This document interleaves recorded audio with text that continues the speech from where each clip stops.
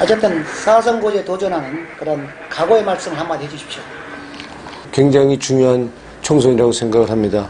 우리 현 정부를 심판하는 선거냐, 무조건 발목만 잡는, 반대만 하는 야당을 심판하는 선거, 전혀 그게 아니라고 봅니다.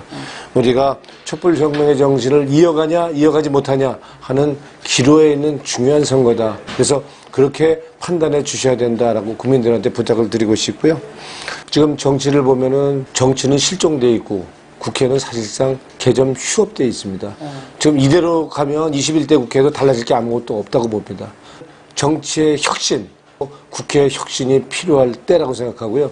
그 중심에, 그 앞장에 제가 한번 서고자 합니다. 놀고 먹는 국회 이대로는 안 된다고 봅니다. 문호동 무임금제도 도입을 해서 일 안 한 만큼 국회의원 세비 깎아서 일하는 국회 확실히 만들고 본회의 정례화하고 해서 이제는 싸울 때 싸우더라도 일하는 국회, 기본적으로 일하는 국회 이렇게 만드는데 앞장서고 제도하겠다는 말씀을 확실하게 드립니다. 지금까지 이제 한 12년 정도 의정 활동도 했었는데, 그러고 이제 작년, 재작년은 교문위 활동, 그 다음에 후반기에서는 이제 과방위원장으로서 활동을 한 것 같습니다. 그래서 4년 동안 더욱더 열심히 하셨는데, 앞으로 되돌아보면서 어떤 성과와 아쉬움이 있다면 어떤 것이 있을까요? 과방위원장으로서 그리고 우리 미래 먹거리 문제라든지 우리 국민들의 국민 안전 문제라든지 이런 문제에 대해서 굵직굵직한 현안들을 저는 평가하고 싶습니다. 특히 이제 생활 방사선 문제, 이 위험성을 환기하는 데 제가 앞장을 섰죠. 그래서 1급 발암물질인 라돈이 우리 침대나 건강 매트 등 이 생활용품에서 안전기준치 이상, 심지어는 10배 이상 나오는 것을 제가 처음으로 밝혀냈고, KT 아현지국 화재 사건이 있었습니다. 통신회에서 화재 사건 나도 찔끔 몇만 원 주고서 그냥 끝내고 말았는데, 이번에는 실질적인 피해 보상을 하는 이런 전기를 마련한 일을 낸 것도 이거는 큰 의미 있는 성과라고 볼 수 있겠습니다. 그래서 통신 재난사상 처음으로 실질적인 보상을 이끌어냈고요. 구체적으로 말씀드리면 소상공인 12,000명한테 최고 120만 원씩 보상금을 줘서 그래서 70억 원을 지급했고요. 350억이라는 감면을 해주는 그런 성과를 냈습니다. 그래서 이 부분도 굉장히 큰 성과라고 할 수 있고, 그 4차 산업혁명의 그 가장 필수법이라고 할 수 있는 데이터 3법, 정보통신망법, 이 법을 제가 주도적으로 해서 통과시킨 것도 굉장히 의미 있는 성과다, 이렇게 말씀드릴 수 있겠고요.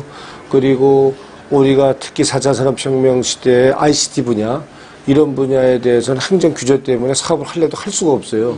그래서 규제 샌드박스법이라고 해서, 그러니까 선 사업 허가, 그리고 후 규제하는 규제 샌드박스법, 일명 ICT 융합법을 통과시켜서 신산업도 얼마든지 사업 바로바로 할 수 있도록, 이렇게 할 수 있도록 한 것도 굉장히 큰 의미 있는 성과다. 좀 아쉬움이 있을 것 같은데요. 지금까지 그 4년 활동하면서 좀 아쉬운 거, 이런 것이 아쉽다. 그러면 과학기술정보방송통신위원회는 사실상 과학기술정보통신 분야입니다. 그러니까 대부분 미래 먹거리와 관련된, 그리고 민생과 관련된 입법이 많고요. 그리고 당리당략이나 정략과 관련된 입법은 극소수밖에 없는데, 지금 우리 지금 계류된 법안이 700건이 넘습니다. 그래서 이거는 문제가 있다고 보는 거고요. 경선 과정에서 과정 중에 나도 살아야 되는데 그 과정 중에서도 제가 가갖고요. 경선 준비 안 하고 난 국회의원 본분을 다 역할을 해야겠다 하는 심정으로 해서 내가 그 중간에 가서 78개 우리 꼭 필요한 법, 민생법, 우리 상임위 전체 회의에서 직권으로 해서 제가 처리를 했습니다. 그 법들은 대부분 우리 더불어민주당 법이 아니고 90% 이상이 전부 제1야당의 법이었습니다. 그런데도 반대를 하고 있는 이런 실정이어서, 그래서 그 법을 처리해서 지금 법사위 법안소위에 넘겼는데 그 법이 아직까지도 계류 최종 본회의 통과를 못하고 있는 게 아쉬움으로 남고 있고요. 아마도 지금 국회는 20대 국회는 5월 30일까지 있으니까 아마도 그 전까지는 이 법들을 처리해서 우리의 미래 먹거리를 준비하고 민생법 처리하는 그런 게 되기를 기대하고 저는 적극적으로 노력할 생각입니다. 위기, 하여튼 문재인 정부의 대응, 어떻게 생각하십니까? 정부에 대해서?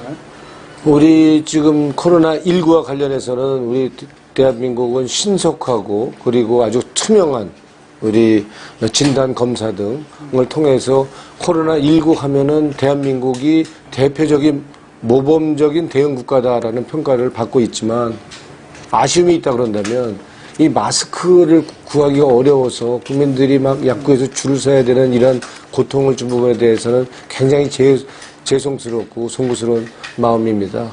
그리고 아울러서 이런 국민들한테 뭐 세계 국민이 다 그렇긴 하지만 우리 대한민국 우리 국민들한테 이런 고통, 불안을 준 부분에 대해서 더군다나 마스크도 부족하고 더군다나 이 방역에 대해서 불안을 느끼니까 뭐 원하시는 연락만 오시는 데는 곳곳 가서 내가 직접 방역 작업도 돕고 하곤 했지만 그게 뭐 모든 분들을 만족시킬 수 없는 것이어서 하여튼 빨리 이제는 좀 이 코로나19에서 우리가 벗어날 수 있도록 국민들의 협조를 통해서 대한민국 코로나를 이길 수 있다 하는 거를 우리가 IMF를 가장 짧은 시간에 극복했던 그 민족이라는 그 자부심을 갖고 이것도 좀 조속히 힘을 모았으면 하는 바람.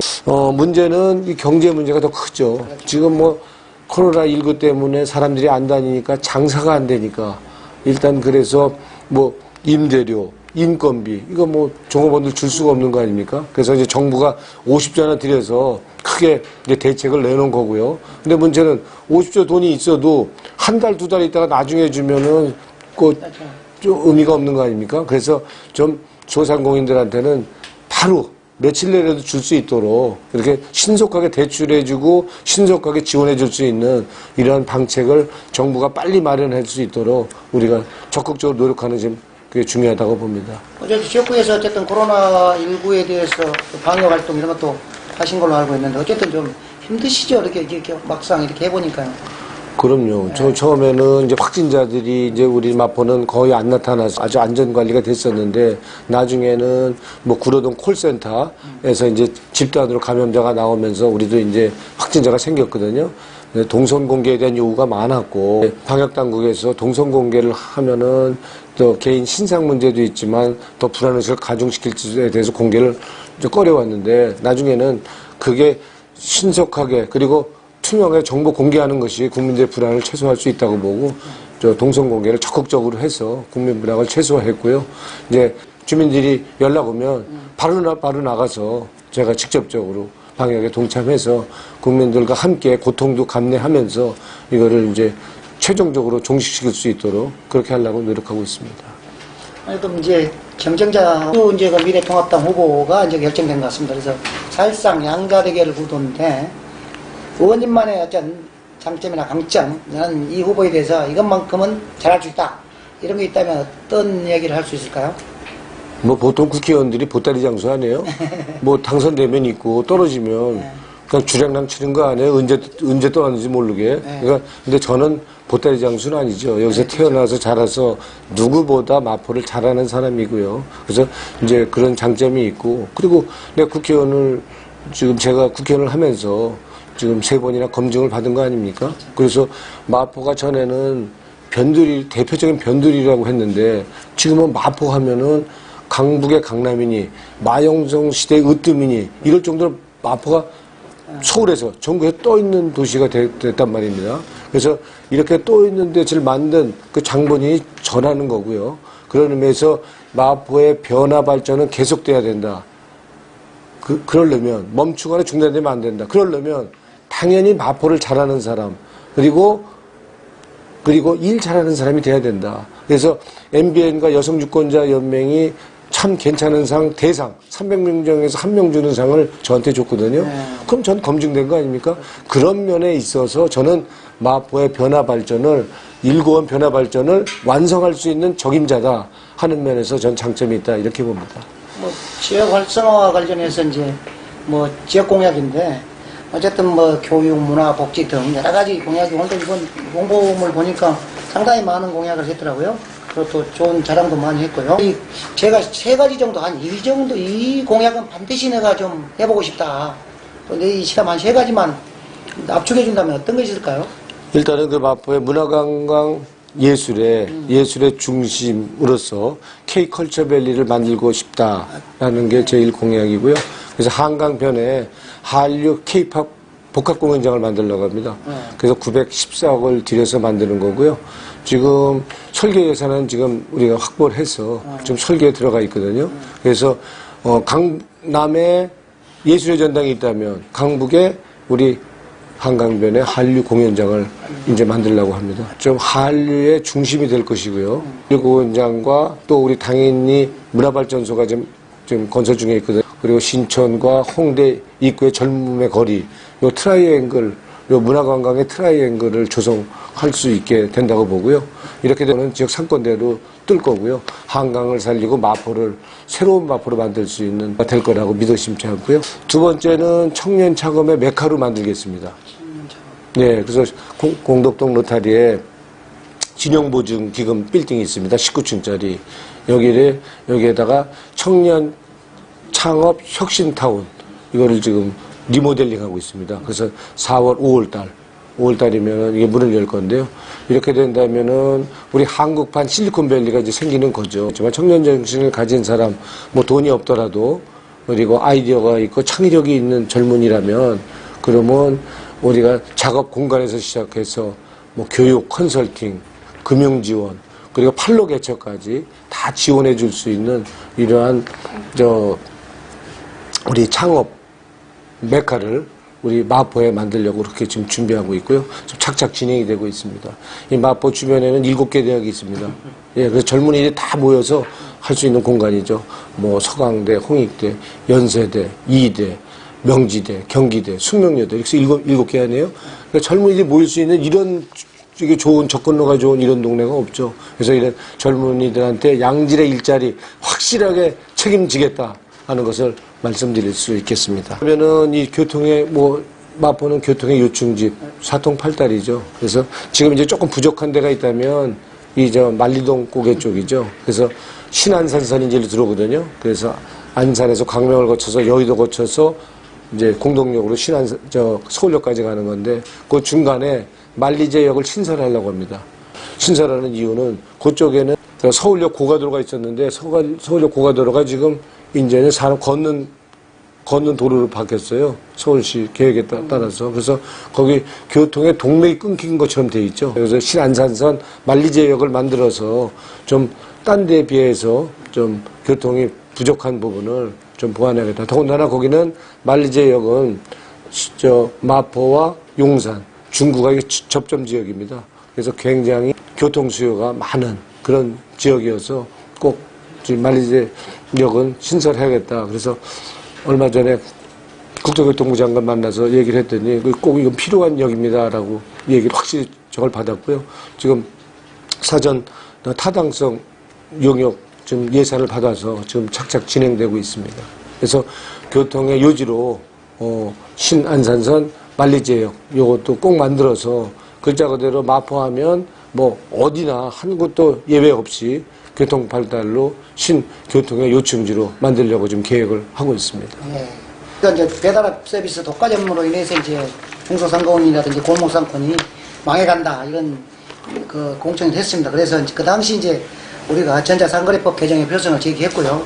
또 의원님께서 이제 그에 대해서 적극적으로 이제 했지 않습니까? 그런데 이 배달앱 독과점 문제 관련해서 어떤 대책이 필요하다고 생각하십니까? 우리 이제 국회에서 공청회도 이제 한번 했었지만요. 이 독일 기업 딜리버리 이 히어로가 이제 배달의 민족 운영사를 지금 인수합병을 추진하고 있지 않습니까? 공정에서 결정은 안 났는데 이게 만약에 합병이 된다고 그런다면 사실상 우리 국내 온라인 이 배달 시장의 95% 이상을 사실상 독점하게 되는 거죠. 예.